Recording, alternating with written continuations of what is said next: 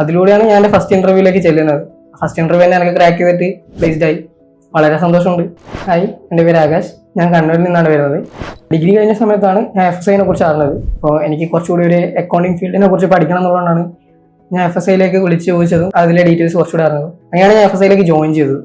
First 1 week നമുക്ക് theory class ആയിരുന്നു mainly ഉണ്ടായിരുന്നത്. അത് കഴിഞ്ഞിട്ട് ത്രൂ ഔട്ട് ഈ കോഴ്സ് ഫുള്ള് നമുക്ക് ഉണ്ടായിരുന്നത് പ്രാക്ടിക്കൽ സെഷൻസ് ആയിരുന്നു.